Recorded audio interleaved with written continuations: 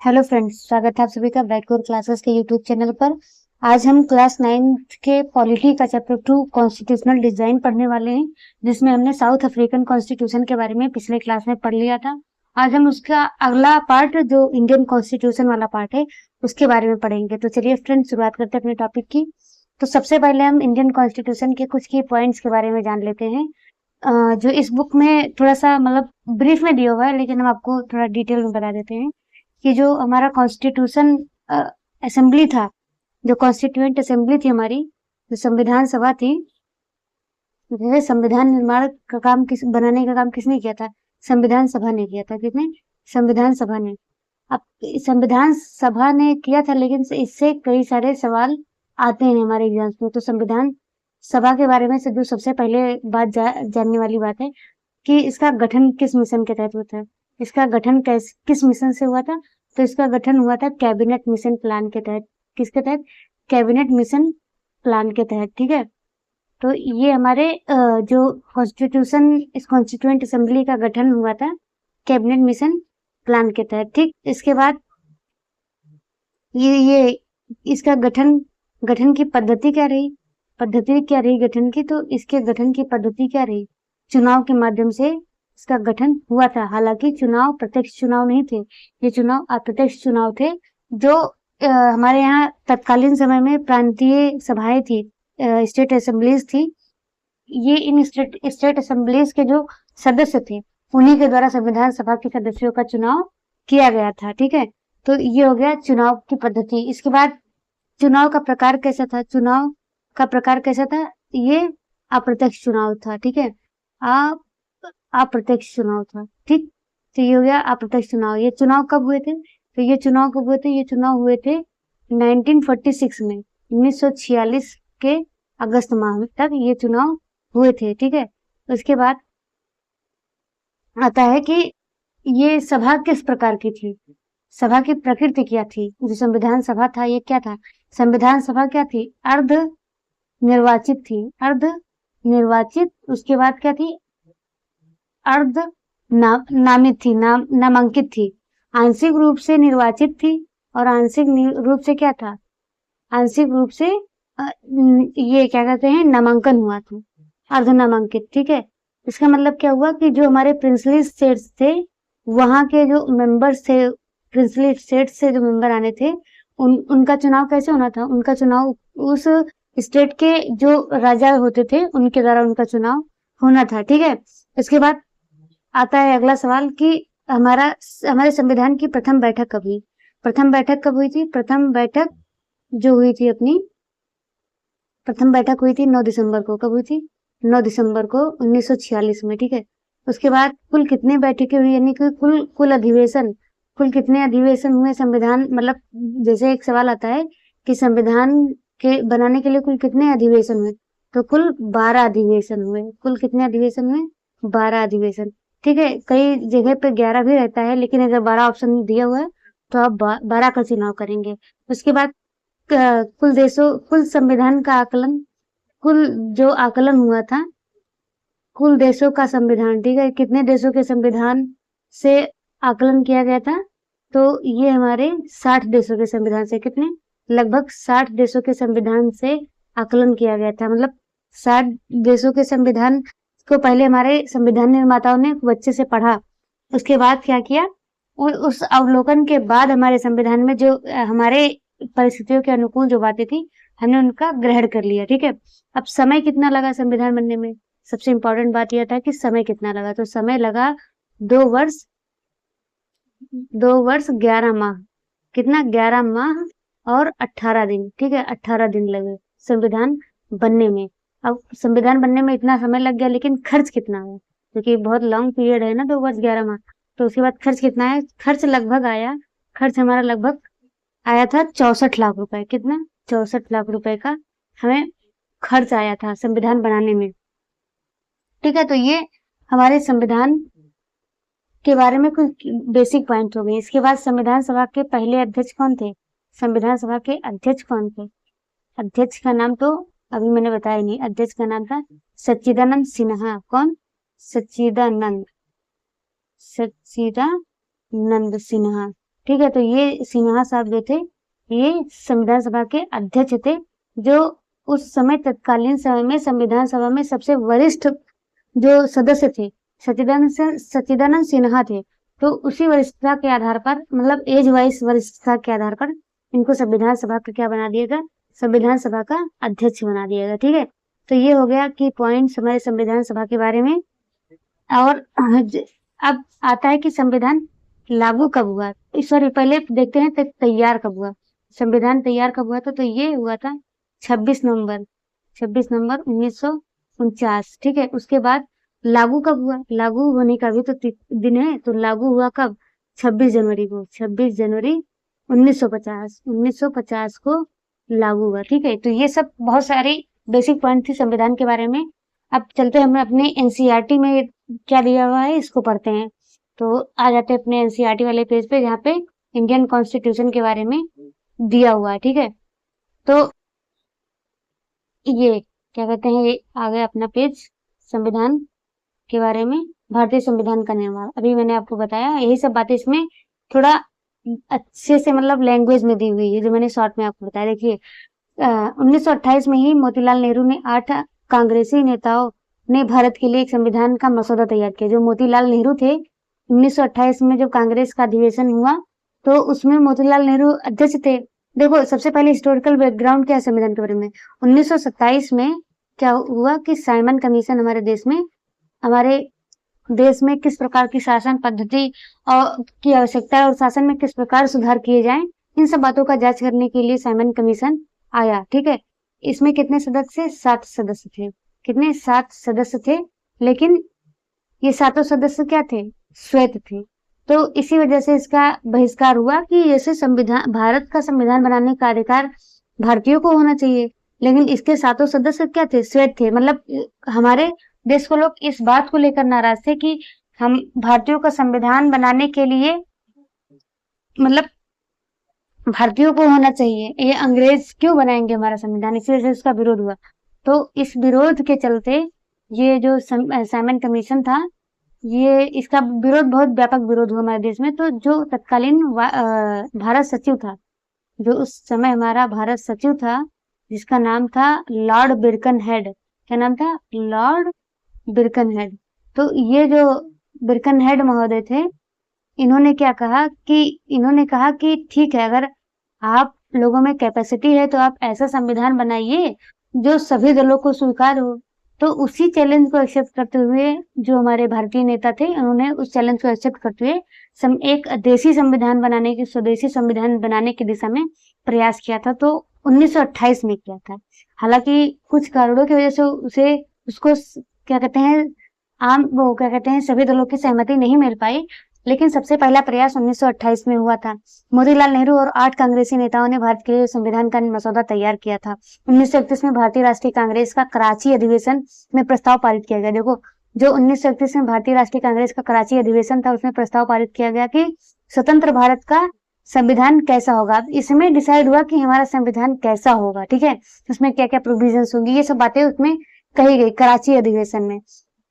उसके बाद औपनिवेशिक शासन की राजनीतिक संस्थाओं से परिचित होने से भी संस्थागत संरचना पर सहमति बनाने में मदद मिली। जब 1931 में हमने कराची अधिवेशन में निर्धारित किया कि कैसा होगा, तो उस बात को निर्धारित करने में जो हमको क्या कहते हैं हेल्प मिली, वो कहाँ से मिली, जो औपनिवेशिक शासन में जो राजनीतिक संस्थाएं थी, वही जो राजनीतिक संस्थाएं हमारे देश में प्रचलित थी, अंग्रेजों के द्वारा जो चलाई जा रही थी, उससे हमारे देश के नेता काफी हद तक क्या कहते थे फेमिलियर थे। तो इस वजह से हमको काफी ज्यादा उससे मदद मिल सकी। विधायी संस्थाओं के कामकाज में भारतीयों द्वारा प्राप्त अनुभव देश के लिए अपनी संस्थाएं स्थापित करने में बहुत उपयोगी साबित हुई।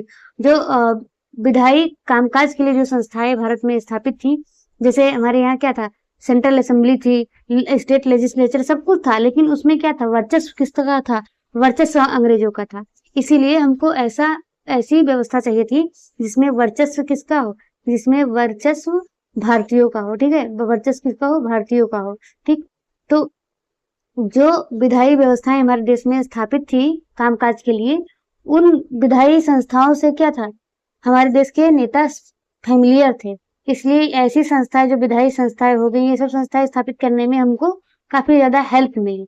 भारतीय संविधान ने भारत सरकार अधिनियम 1935 जैसे उपनिवेशिक कानूनों से कई संस्थागत विवरण और प्रक्रियाएं अपनाई। जो हमारा इंडियन कॉन्स्टिट्यूशन है, वो जो भारत सरकार अधिनियम 1935 में बन के आया था, उससे कई सारे संस्थागत विवरण और जो प्रोसेस हैं, उन दोनों को यहीं से भारत सरकार अधिनियम 1935 से हमारे देश के संविधान में लिया गया है। ठीक है, उसके बाद देखते हैं संविधान के ढांचे पर वर्षों चिंतन और विचार विमर्श का एक और लाभ हुआ। देखो हमारे देश में कितने दिन तक 2 वर्ष 11 माह 18 दिन तक चर्चा हुई थी ना, तो इतने मतलब लॉन्ग टर्म में विचार विमर्श और चिंतन करने से क्या हुआ लाभ, हमारे नेताओं को दूसरे देशों से सीखने का विश्वास मिला। देखो हमारे देशों को जो नेता थे वो उनको दूसरे देशों में क्या अच्छाइयां हैं, दूसरे अदर कंट्रीज के जो वो है कॉन्स्टिट्यूशन है उसमें क्या क्या अच्छाई है, इस चीज को सीखने में, इसको जानने में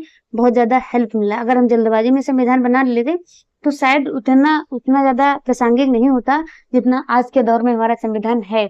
लेकिन अपनी शर्तों पर हम लोगों ने दूसरे देश के संविधान को तो पढ़ा, उससे सीखा, लेकिन अपनी शर्तों के अनुसार, अपने क्या कहते हैं, अपने देश के एनवायरमेंट के अनुसार उसको हमने अडॉप्ट किया। हमारे कई नेता फ्रांसीसी क्रांति के आदर्शों, ब्रिटेन के संसदीय लोकतंत्र की प्रथाओं और अमेरिका में अधिकारों के विधेयक से प्रेरित थे। रूस में समाजवादी क्रांति ने कई भारतीयों को सामाजिक और आर्थिक समानता पर आधारित एक व्यवस्था बनाने के बारे में सोचने के लिए प्रेरित किया। जो हमारे कॉन्स्टिट्यूशन मेकर्स थे वो कहाँ से प्रेरित थे, जो ब्रिटेन की संसदीय व्यवस्था है, ब्रिटेन की जो संसदीय व्यवस्था है, इससे हमारे देश के कॉन्स्टिट्यूशन मेकर्स बहुत ज्यादा प्रभावित थे। उसके बाद फ्रांसीसी क्रांति से प्रभावित थे। उसके बाद जो वहां पे रूस में जो समाजवादी क्रांति हुई उससे भी कई भारतीय जो थे संविधान निर्माता वो भी प्रभावित थे। ठीक है, तो इन सब चीजों में, इन सभी प्रभावों के अंतर्गत ओवरऑल वो ये चाहते थे कि हम समानता पर आधारित एक ऐसी व्यवस्था बनाएं जिसमें क्या सभी को समान अवसर मिले। तो ऐसा सोचने के लिए, समानता पर आधारित व्यवस्था बनाने के लिए सोचने में प्रेरणा कहाँ से मिली, अलग अलग देशों के संविधान को पढ़कर हमारे संविधान निर्माताओं को प्रेरणा मिली। ठीक है, उसके बाद संविधान सभा। अब संविधान सभा के बारे में मैंने अभी शुरुआत नहीं बता दिया, लेकिन एक बार एनसीईआरटी का भी पढ़ लेते हैं। भारतीय संविधान के निर्माता कौन थे, तो देखो संविधान निर्माता कौन थे, एक चुनी हुई निकाय थी ना, आंशिक निर्वाचित, आंशिक रूप से नामांकित निकाय थी जिसने संविधान का निर्माण किया। संविधान सभा के चुनाव कब हुआ था, जुलाई अगस्त 1946 में हुआ था। पहली बैठक 9 दिसंबर 1946 में हुई थी। भारतीय संविधान लिखने वाली संविधान सभा में 299 सदस्य। देखो मैंने 389 बताया था, ठीक है, तो इसमें से मुस्लिम लीग, ठीक, मुस्लिम लीग निकल गया, तो मुस्लिम लीग निकल जाने से जो संख्या है वो घट गई। उसके बाद प्रिंसली स्टेट्स भी बाइकआउट कर रहे थे, लेकिन हालांकि प्रिंसली स्टेट्स ने बाद में ज्वाइन कर लिया, लेकिन बहुत सारे जो नेता थे वो मुस्लिम लीग वाले वो सब निकल गए। ठीक है, उसके बाद कई सारे नेता जो मुस्लिम लीग के अलावा भी जो मुस्लिम थे जो पाकिस्तान चले गए वो भी निकल गए, तो 299 आखिरी में संख्या 299 रहेगी। सभा ने 26 नवंबर 1949 को संविधान को अपनाया। जो हमारा संविधान है, सभा है, उसने 26 नवंबर 1949 को संविधान को अपनाया, लेकिन यह 26 जनवरी 1950 को, अभी जो मैंने बताया था कि 26 जनवरी संविधान बनकर तैयार कब हुआ था, 26 नवंबर को बनकर तैयार हुआ था। 26 नवंबर को ही तो हम गुड गवर्नेंस डे मनाते हैं, सुशासन दिवस। उसके बाद नहीं 26 नवंबर को संविधान दिवस मनाते हैं। उसके बाद 26 जनवरी को 1950 में हमारा संविधान लागू हुआ था। ठीक है, तो ये हो गया संविधान के बारे में। उसके बाद अब देखिए, संविधान सभा भारत की जनता का प्रतिनिधित्व करती थी। जो हमारी कॉन्स्टिट्यूएंट असेंबली थी वो किसका प्रतिनिधित्व करती थी, जनता का। भले ही वो प्रत्यक्ष चुनाव नहीं हुआ था, भले ही वो प्रत्यक्ष रूप से चुनकर नहीं आई थी, लेकिन प्रतिनिधित्व किसका करती थी, भारतीय जनता का। किसका प्रतिनिधित्व, भारतीय जनता का। ऐसा नहीं था कि ब्रिटिशर्स ने उनको अपॉइंट किया था, नहीं, उसको प्रांतीय सभाओं द्वारा चुना गया था। और प्रांतीय सभाएं क्या थी, जो लोकल असेंबली, लोकल चुनाव होते थे, panchayati raj, panchayat, local panchayat, local level पे जो निकाय के चुनाव होते थे वो जनता द्वारा चुना जाता था। और जो निकाय चुनाव में जो लोग इलेक्ट होते थे वो जो प्रांतीय सभाएं थी उनके सदस्यों का चुनाव करते थे, और जो प्रांतीय सभा के सदस्य थे वो उन्होंने ही संविधान सभा के सदस्यों का चुनाव किया था। देखो जिस तरह से संविधान सभा ने काम किया वह संविधान को पवित्रता प्रदान करता है। सबसे पहले कुछ बुनियादी सिद्धांत निर्धारित किए गए और उन पर सहमति बनी। देखो जिस प्रकार से हमारे संविधान निर्माताओं ने संविधान बनाने का काम किया, वो हमारे संविधान को क्या करता है, पवित्रता प्रदान करता है। मतलब हमारे संविधान में कोई ऐसी बात नहीं है जो किसी भी वर्ग को स्वीकार नहीं है। संविधान बन जाने के इतने सालों बाद भी, मतलब 77 ईयर्स के बाद भी, 77 प्लस ईयर्स के बाद भी हमारा संविधान क्या है, सभी को स्वीकार है, कोई विरोध नहीं, एक मत से स्वीकार है।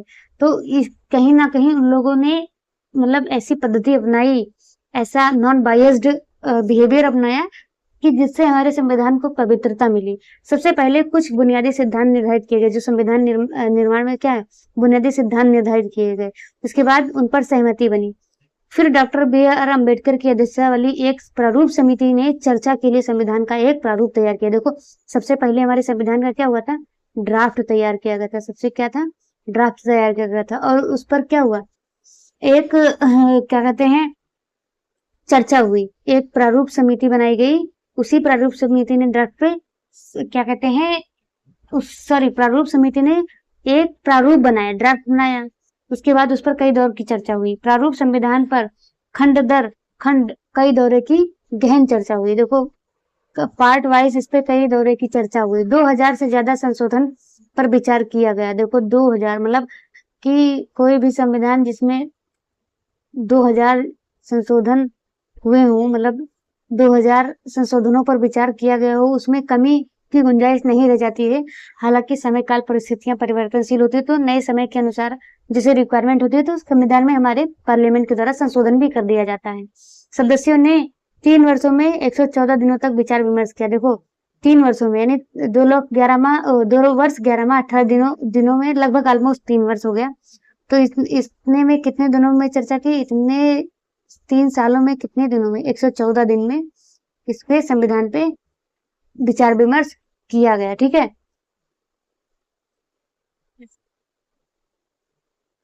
देखो अब सवाल आता है कि इस सभा द्वारा 7 दशक से भी पहले बनाए गए संविधान को क्यों स्वीकार करना चाहिए। एक सवाल आता है कि जो संविधान सभा ने जो 1950 में संविधान बनाया, वो आज लगभग कितने साल हो गए, 75 प्लस ईयर्स हो गए। ठीक है, तो इतने साल से बाद भी संविधान को स्वीकार क्यों किया जाना चाहिए। तो हाँ, 75 प्लस ईयर्स हो गए संविधान के बनने के बाद, और 77 प्लस ईयर्स हो गए देश को आजाद हुए। सॉरी, उसमें पिछले पेज में मैंने 77 प्लस बताया था, वो गलत है। 77 प्लस होगा संविधान देश आजाद हुए, और 70 क्या कहते हैं 75 अप्रोक्सीमेटली है ये संविधान बने हुए। ठीक है, किसी भी बड़े सामाजिक समूह या राजनीतिक दल ने किसी भी संविधान की वैधता पर सवाल नहीं उठाया।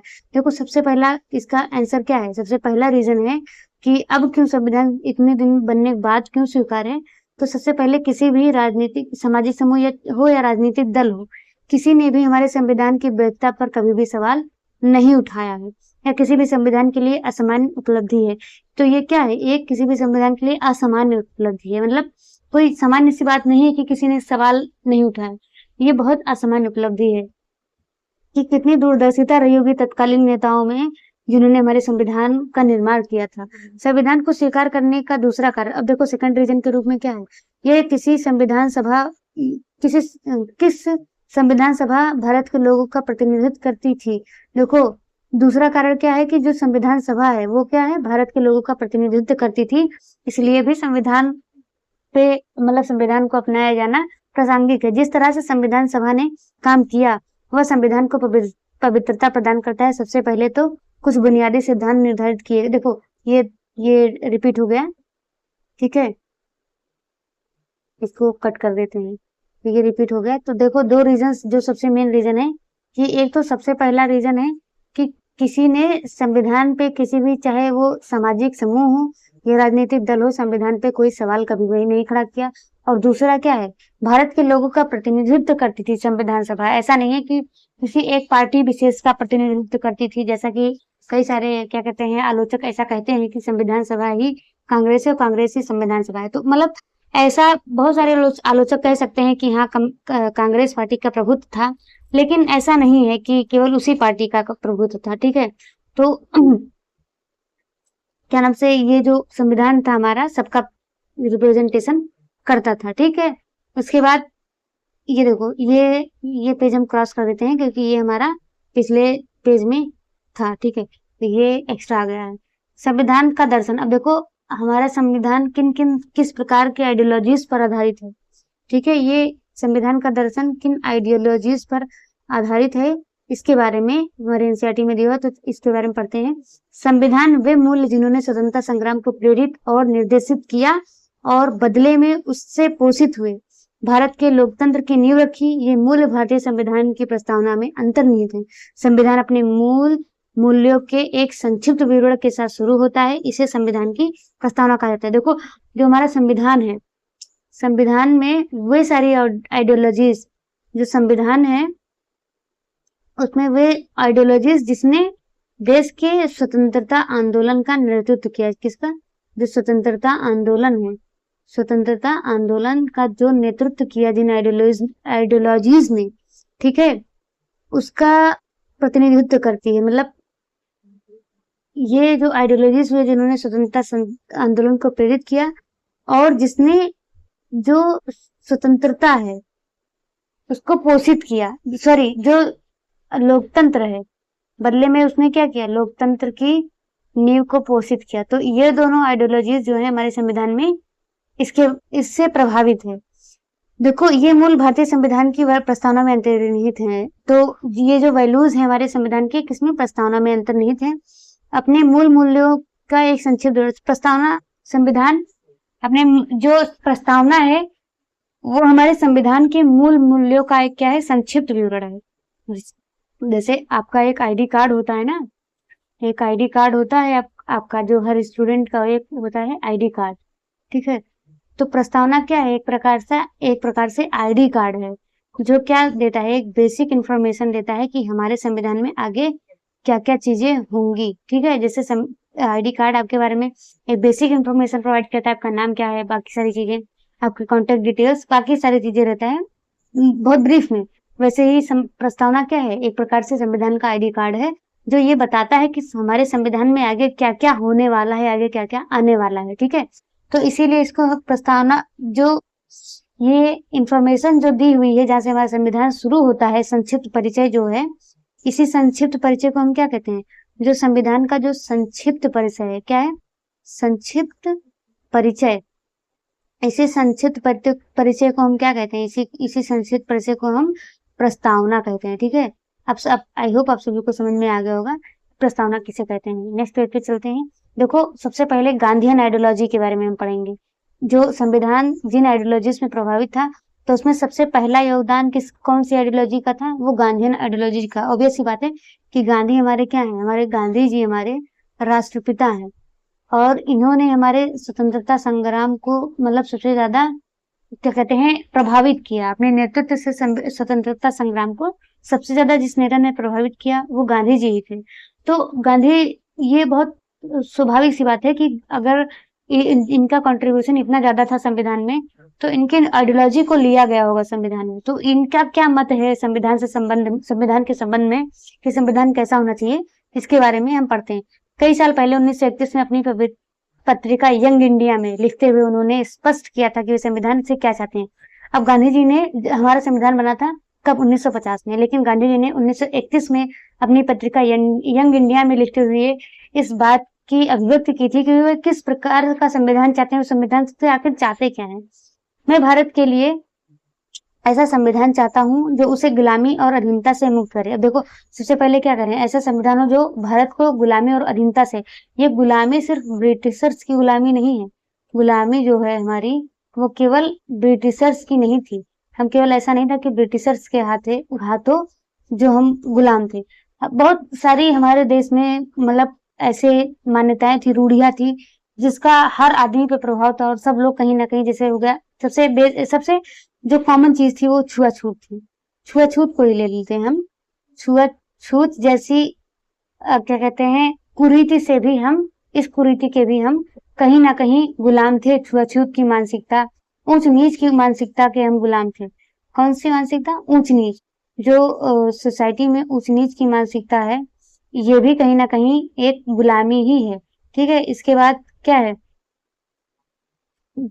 कि गांधी जी चाहते थे कि हमारे देश में ऐसा संविधान हो जहाँ पे गुलामी और अधीनता से मुक्ति मिले। मैं ऐसे भारत के लिए प्रयास करूंगा जिसे सबसे गरीब व्यक्ति भी अपना माने और उसे लगे कि देश को बनाने में उसका भी भागीदारी है। वो कहते हैं कि मैं ऐसे भारत के लिए प्रयास करूंगा। मतलब देखो, उस समय देश तो आजाद हुआ नहीं था 1931 में, ये दांडी मार्च के बाद का ही साल है। तो उस समय गांधी जी कहते थे कि मैं ऐसा प्रयास करूंगा कि जो देश में सबसे गरीब व्यक्ति है वो भी अपने इस देश को अपना माने और उसे लगे कि देश को बनाने में उसकी भी भागीदारी है। देखो, उस समय जब हमारे यहाँ स्ट्रगल क्या कहते हैं, क्या कहते हैं, स्वतंत्रता आंदोलन चल रहा था, ठीक है, फ्रीडम मूवमेंट चल रहा था, तो उस टाइम हर कोई योगदान दे रहा था। तो गांधी जी भी अपने लेवल से चाहते थे कि हमारे देश में चाहे गरीब व्यक्ति हो, अमीर व्यक्ति हो, मतलब कोई भी हो, अमीर गरीब कोई भी व्यक्ति हो, सबको ऐसा लगे कि ये देश उनका है और इस देश को आजाद कराने में उनकी भी भागीदारी है। ऐसा भारत जिसमें लोगों का उच्च वर्ग और निम्न वर्ग ना रहे। मतलब ऐसा भारत हो जिसमें ना कोई उच्च वर्ग हो ना कोई निम्न वर्ग हो, ठीक है। ऐसा भारत जिसमें सभी समुदाय के लोग मेलजोल से रहते हो, मतलब कि कोई भी किसी भी प्रकार का डिस्क्रिमिनेशन ना हो, कोई भी ऊंच नीच ना हो, किसी भी प्रकार का भेदभाव ना हो, और ऐसा भारत हो जिसमें सभी लोग क्या हो, पूरे मेलजोल के साथ रहते हो। ऐसा भारत में छुआछूत या शराब और नशीली चीजों के लिए कोई जगह ना हो। मतलब ऐसा भारत हो जिसमें क्या हो, छुआछूत, अनटचेबिलिटी, शराब और नशीली चीजों के लिए कोई जगह ना हो। औरतों को भी मर्दों जैसा अधिकार हो, यानी जो फीमेल्स हैं उनको भी क्या हो, मर्दों जैसा अधिकार हो। क्योंकि हमारे देश में कई सारी कुप्रथाएं थी ना, जैसे पर्दा प्रथा, उसके बाद क्या था, बाल विवाह था, ठीक है, उसके बाद बाल विवाह था, उसके बाद मतलब ऐसे ही कई सारी प्रथाएं, कुप्रथाएं थी जिसके वजह से औरतों को अधिकार नहीं मिल पा रहा था। तो वही गांधी जी कहते हैं कि मैं ऐसे भारत की कल्पना करता हूँ, ऐसा भारत चाहता हूँ जिसमें औरतों को मर्दों के बराबर अधिकार हो। मैं इससे कम पर संतुष्ट नहीं होऊंगा। और गांधी जी इस बात के लिए दृढ़ संकल्पित थे कि जितनी बातें इन्होंने इस पूरे पैरा में कही हैं, वो इससे कुछ भी कम के लिए संतुष्ट नहीं थे। मतलब अगर इससे कम भी, मतलब कहीं भी जैसे औरतों को अधिकार में कॉम्प्रोमाइज हो, या क्या कहते हैं अनटचेबल्स के साथ कोई कॉम्प्रोमाइज हो, या ऊंच नीच की भी कोई व्यवस्था हो, तो इस सब के साथ गांधी जी बिल्कुल भी ओके नहीं थे। उनको ऐसा चाहिए था कि जो उन्होंने अपनी यंग इंडिया में पत्रिका में प्रकाशित की बातें, उसमें उससे कम उनको कुछ चाहिए ही नहीं था। कोई गैर समझौतावादी रुख उनका था इस मामले में, ठीक है। तो ये गांधी जी के विचारों को हमने जाना। अब अगला जो है वो हमारे देश के जो ड्राफ्टिंग कमेटी के अध्यक्ष जो थे हमारे अम्बेडकर साहब, तो इनके विचारों को हम देखेंगे। डॉक्टर अम्बेडकर जिन्होंने संविधान निर्माण में महत्वपूर्ण भूमिका निभाई थी, लेकिन असमानताओं को कैसे दूर किया जा सकता है, इस बारे में उनकी समझ अलग थी। देखो, जो अम्बेडकर जी हैं, ये इनके विचार जो हैं, ये असमानता के बारे में, डॉक्टर जो अम्बेडकर जी के जो विचार हैं असमानता के बारे में, और जो गांधी जी के विचार हैं, इसमें अलग डिफरेंसेस हैं, ठीक है, असमानता के विषय में। तो जो भारत में असमानता विद्यमान थी, उसको कैसे दूर किया जा सकता है, इस बारे में उनकी समझ अलग थी, ठीक है। उन्होंने अक्सर महात्मा गांधी और उनके दृष्टिकोण की कटु आलोचना की। जो हमारे अम्बेडकर जी थे, इन्होंने जो गांधी जी हैं उनके दृष्टिकोण की कटु आलोचना की है। संविधान सभा में अपने समापन भाषण में उन्होंने अपनी चिंता बहुत स्पष्ट शब्दों में की है। जब संविधान बन गया तो संविधान सभा में जो समापन भाषण हुआ, तो समापन भाषण में उन्होंने अपनी चिंता किस प्रकार व्यक्त की है, देखिए इसके बारे में पढ़ते हैं। कि देखो, सबसे पहले दिया हुआ 26 जनवरी 1950 को हम विरोधाभासों से भरे जीवन में प्रवेश करने जा रहे हैं। अम्बेडकर जी क्या कहते हैं, 26 जनवरी 1985 ईस्वी दिन हमारा संविधान लागू हुआ था। तो कहते हैं कि इस दिन हम किस जीवन में प्रवेश करने जा रहे हैं, विरोधाभास, जिसमें बहुत सारे विरोधाभास हैं, ऐसे जीवन में प्रवेश करने जा रहे हैं।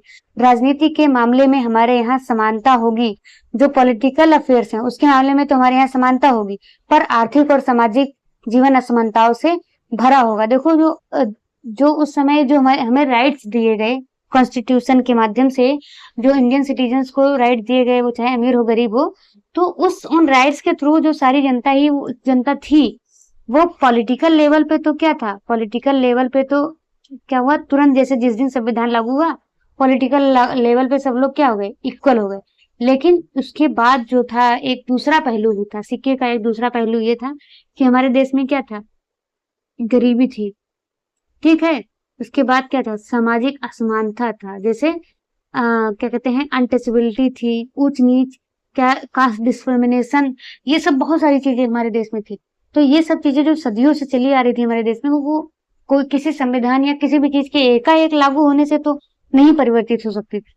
उसके लिए एक मतलब दीर्घ काल के प्रैक्टिस की जरूरत थी कि हाँ, जब हम सब लोग इक्वली ट्रीट करें, जब एक मत से सहमत हो जाए कि हाँ, ये सारे लोग जो हैं, सारे जो भारतीय हैं, वो क्या है, सारे भारतीय क्या है, समान है, सारे भारतीय समान है। जब हम इसका कई सालों तक प्रैक्टिस करेंगे तभी जाकर हम उनके साथ समानता का व्यवहार कर पाएंगे। तो वही कहते हैं अम्बेडकर जी कि आज के दिन हम विरोधाभासों से भरे जीवन में प्रवेश कर रहे हैं, जहाँ पे राजनीतिक समानता तो है, लेकिन आर्थिक और सामाजिक असमानताओं से भरा होगा वो समाज। ठीक है, राजनीति में हम एक व्यक्ति एक वोट और हर वोट का समान महत्व के सिद्धांत को मानेंगे। जो राजनीति है उसमें हम वन पर्सन क्या है, one person equal to one vote, जो कि आज भी प्रचलित है राजनीति में, वन वोट, इस सिद्धांत को हम मानेंगे। लेकिन क्या है, अपने सामाजिक और आर्थिक जीवन में हम अपने सामाजिक और आर्थिक ढांचे के कारण ही एक व्यक्ति एक वोट के सिद्धांत का नकारना जारी रखेंगे। लेकिन क्या है, हम अपने आर्थिक जीवन में और अपने सामाजिक और आर्थिक ढांचे के कारण क्या है, एक व्यक्ति एक वोट के सिद्धांत को नकारना जारी रखेंगे।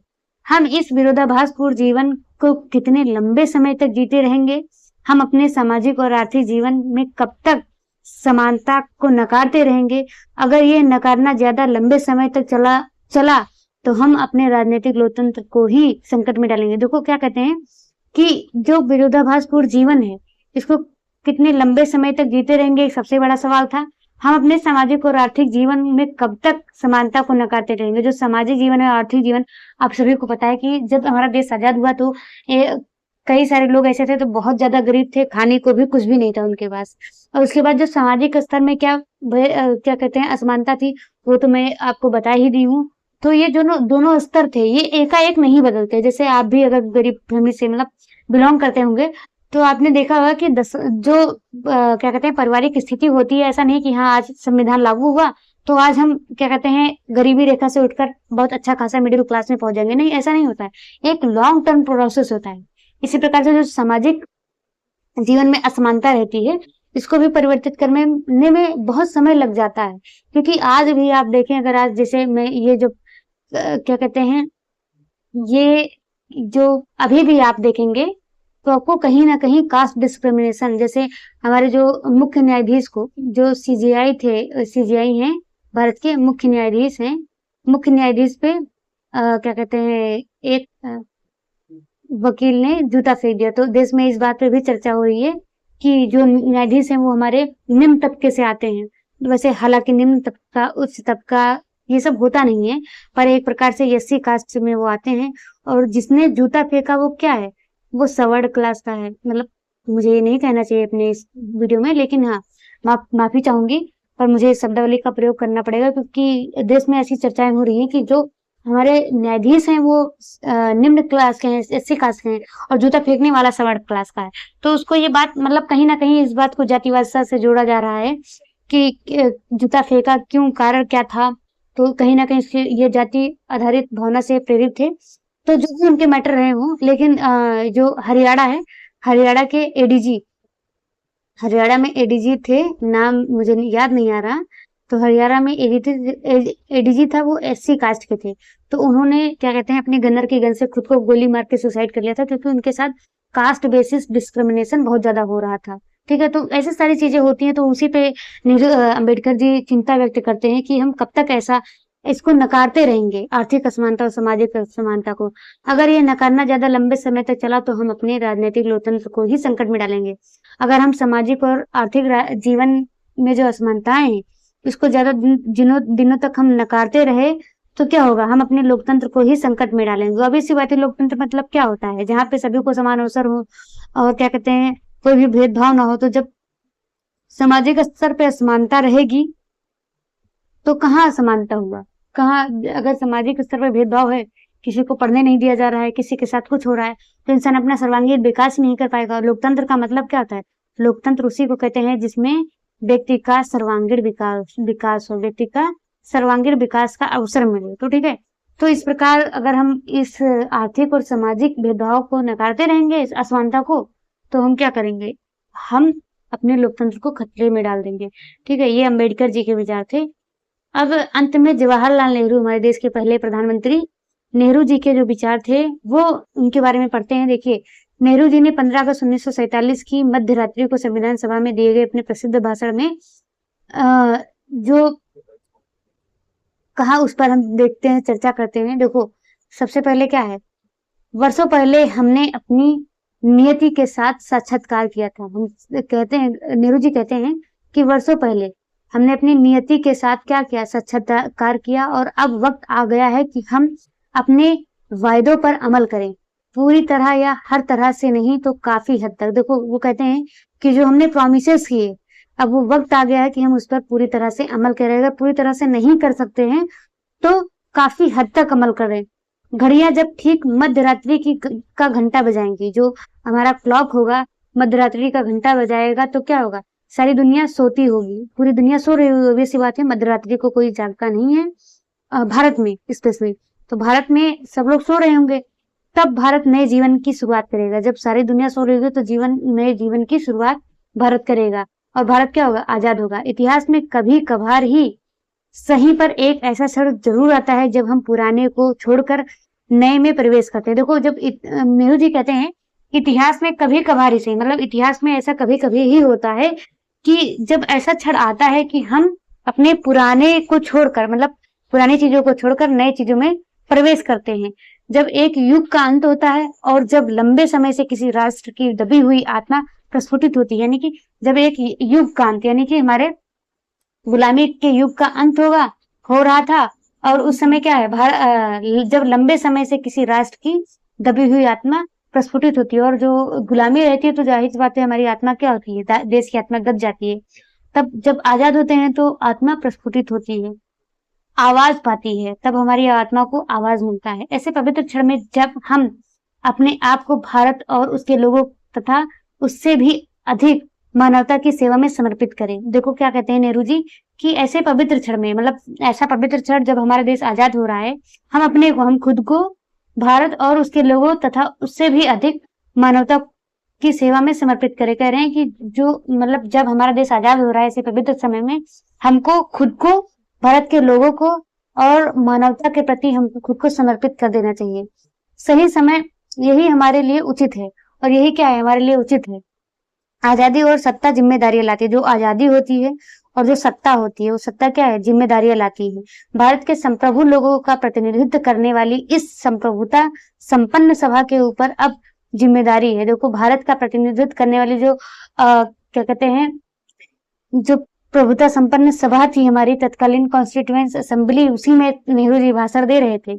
ऊपर अब जिम्मेदारी है, उसके ऊपर क्या थी? जो संप्रभु संपन्न सभा थी उनकी, उसके ऊपर अब जिम्मेदारियां थी। देश की जिम्मेदारी, राष्ट्र निर्माण की जिम्मेदारी, गरीबी मिटाने, असमानता मिटाने, बहुत सारी जिम्मेदारियां थी। आजादी के जन्म से पूर्व हमने पूरी प्रसव पीड़ा झेली है, और इस क्रम में हुए दुखों से हमारा दिल भरा है, देखो भारी है। आजादी के जन्म से पूर्व, जो आजादी का जन्म है उसके पूर्व हमने क्या है? पूरी प्रसव पीड़ा झेली है। देखो, जब न्यू बेबी बोर्न होता है तो क्या होता है? लेबर पेन होता है माँ को। तो उसी प्रकार नेहरू जी कहते हैं कि जो आजादी का जब जन्म हुआ हमारे देश में, उससे पहले, मतलब पूरे देश के लोगों ने एक प्रसव पीड़ा झेली है, और इस क्रम में हुए दुखों से हमारा दिल भारी है। और जो इस क्रम में, जो मतलब आजादी के जन्म से पूर्व जो हमारे देश की स्थिति थी, उस स्थिति में जो हमने दुख झेले, उससे हमारा दिल क्या है? भारी है। क्योंकि हमारे साथ बहुत सारे जातियां होती थी अंग्रेजों के द्वारा। इसमें कुछ दर्द अभी भी बने हुए हैं। जो कुछ दर्द है आजादी को के स्ट्रगल का, उसमें कुछ दर्द अभी, जैसे उसमें सबसे पहला क्या था? देश का विभाजन हो गया था ना, तो ये सारे दर्द जो हैं अभी भी बने हुए थे। फिर भी इतिहास अब बीत चुका है, और अब भविष्य हमें सुंदर संदेश दे रहा है। लेकिन तब भी, मतलब नेहरू जी कहते हैं कि इतिहास अब क्या है? बीत चुका है, और भविष्य हमें सुंदर संदेश दे रहा है। यदि भविष्य बहुत आराम करने या सुस्ताने का नहीं। देखो ये जो नेहरू जी जिस भविष्य की बात कर रहे हैं, यानी कि आजादी के बाद जो देश निर्माण के लिए जो सुनहरा भविष्य हमारा इंतजार कर रहा था, तो वो उस भविष्य के बारे में कहते हैं कि ये भविष्य क्या है, बहुत आराम करने या सुस्ताने का नहीं है। ऑब्वियस सी बात है, अगर हम बहुत ज्यादा आराम फरमाइशी करेंगे तो फिर से वही स्थिति हो जाएगी हमारे देश की जो थी आजादी से पहले। उन वायदों को पूरा करने के लिए निरंतर प्रयास करना है जिन्हें हमने अक्सर किया है। नेहरू जी कहते हैं कि जो हमारा भविष्य है वो सुस्ताने का नहीं, बल्कि उन वादों को पूरा करने का समय है जिन्हें हमने अक्सर जनता से किया है। एक शपथ हम आज भी लेंगे। संविधान आजादी के दिन भी नेहरू जी कहते हैं कि एक शपथ हम आज भी लेंगे। भारत की सेवा करने का अर्थ है दुखों और परेशानियों में पड़े लोगों, लाखों करोड़ों लोगों की सेवा करना। देखो भारत की सेवा करने का अर्थ क्या है? लोग कहते हैं कि मैं देशभक्त हूँ, ये वो बहुत करते रहते हैं, मतलब देशभक्ति को केवल सेना से जोड़ लेते हैं, लेकिन केवल देशभक्ति का मतलब है नहीं कि बॉर्डर पे जाकर लड़ना। देखो भारत की सेवा करने का अर्थ क्या है? जो हमारे यहाँ के जो लोग हैं, लाखों लोग, जो करोड़ों लोग, लाखों करोड़ लोग जो परेशानियों में है, दुख में है, उनकी सेवा करना क्या है? भारत की सेवा करने के बराबर है। इसका अर्थ है कि दरिद्रता का, अज्ञानता का और बीमारियों का, अवसर की असमानता का अंत। यानी कि नेहरू जी क्या कहते हैं कि जो गरीबी है, दरिद्रता है, उसका, अज्ञान और बीमारियों का और अवसर की असमानता का अंत। यानी हमारे यहाँ बीमारियों का अंत हो जाए, दरिद्रता का अंत हो जाए, और क्या कहते हैं, अवसर की असमानता का अंत हो जाए, यानी सभी लोगों को समान अवसर मिले। तो यही क्या है? भारत की सेवा है। हमारे युग के महानतम आजादी की कामना और हर आंख से आंसू पोंछने की है। हमारे युग की महानतम आदमी की कामना, जो उस युग में जो महानतम आदमी होगा उसकी क्या कामना क्या रही होगी? जब देश आजाद हुआ होगा तो लोगों की क्या कामना रही होगी? उस पर नेहरू जी कहते हैं कि हमारे युग के महानतम आदमी की कामना हर आंख से आंसू पोंछना है। जो सबसे महानतम आदमी कौन होगा? जो हर आंखों से आंसू पोंछने का प्रयास करेगा। संभव है यह काम हमारे भर से पूरा ना हो, पर जब तक लोगों की आंखों में आंसू है, कष्ट है, तब तक हमारा काम खत्म नहीं होगा। नेहरू जी क्या कहते हैं? नेहरू जी कहते हैं कि संभव है कि यह काम हमारे भर से पूरा ना हो। नेहरू जी कहते हैं कि हो सकता है यह काम सिर्फ मेरे से ना पूरा हो, पर जब तक लोगों की आंखों में आंसू है, लेकिन जब तक लोगों की आंखों में आंसू है, कष्ट है, तब तक हमारा काम खत्म नहीं होगा। लेकिन जब नेहरू जी कहते हैं हो सकता है हमारे भर से, जो लोगों की आंखों से आंसू पोंछने का काम है, हर व्यक्ति के दुख को खत्म करने का काम है, वो मेरे अकेले भर से ना हो। लेकिन जब तक क्या कहते हैं लोगों की आंखों में आंसू है, कष्ट है, तब तक हमारा काम खत्म नहीं होगा। लेकिन जब तक लोगों की आंखों में आंसू होगा, कष्ट होगा, तब तक उनका काम खत्म नहीं होगा। तो ये तो हमारे देश के पहले प्रधानमंत्री जवाहरलाल नेहरू जी के विचार थे। ठीक है, अब देखते हैं हमारे जो संविधान की प्रस्तावना है, जिसे संविधान का परिचय पत्र भी कहा जाता है। पहले उसको पढ़ लेते हैं, फिर अपना क्लास खत्म करते हैं। ठीक है, देखो सबसे पहले क्या है, जो संविधान प्रस्तावना में जो डिफिकल्ट वर्ड्स हैं, जो की टर्म्स हैं, उनके बारे में देखिए दिया हुआ है, आपके एनसीईआरटी में भी दिया होगा, उसके बारे में चर्चा हुई है। ठीक है, तो पहले हम संविधान के प्रस्तावना पढ़ते हैं। देखो भारत के संविधान का उद्देशिका, इसी को हम क्या कहते हैं? प्रस्तावना कहते हैं। प्रस्तावना सुनकर ये मत सोचना कि कुछ हम अलग बता रहे हैं, इसी को प्रस्तावना कहते हैं। देखो हम भारत के लोग, वी द पीपुल, यानी भारत के लोग, मतलब संविधान सभा को में संविधान को स्वीकार करते हुए जब ये प्रस्तावना पढ़ा गया होगा, तो ये सबसे पहली लाइन क्या थी? इसमें था सबसे पहले, हम भारत के लोग भारत को संपूर्ण प्रभुत्व संपन्न, समाजवादी, पंथ निरपेक्ष, लोकतंत्रात्मक गणराज्य बनाने के लिए तथा उसके समस्त नागरिकों को सामाजिक, आर्थिक और राजनीतिक न्याय, विचार, अभिव्यक्ति, विश्वास, धर्म और उपासना की स्वतंत्रता, प्रतिष्ठा और अवसर की समता प्राप्त करने के लिए तथा उन सब में व्यक्ति की गरिमा और राष्ट्र की एकता, अखंडता सुनिश्चित करने वाली बंधुत्व बढ़ाने के लिए दृढ़ संकल्पित होकर अपनी इस संविधान सभा में आज तारीख 26 नवंबर 1949 ईस्वी को क्या कहते हैं, एदत द्वारा संविधान को अंगीकृत, अधिनियमित और आत्म अर्पित करते हैं, यानी खुद को अर्पित करते हैं। खुद को अर्पित क्यों? क्योंकि ये क्या है, ऐसा भारत के लोग कह रहे हैं। भारत के लोग क्या कह रहे हैं कि हम भारत को क्या बनाएंगे? प्रभुत्व संपन्न, यानी कि अब क्या है, हम प्रभुत्व संपन्न हैं। क्या है? प्रभुत्व संपन्न है, यानी कि हमारे ऊपर किसी और का शासन अब नहीं है, हम किसी और के आदेशों को मानने के लिए बाध्य नहीं है। समाजवादी, पंथ निरपेक्ष, लोकतंत्रात्मक यानी डेमोक्रेटिक, पंथ निरपेक्ष मतलब सेकुलर, क्या है सेकुलर, यानी कि राज्य का कोई क्या होगा, धर्म नहीं होगा, सभी धर्म राज्य के होंगे, राज्य का कोई धर्म नहीं होगा।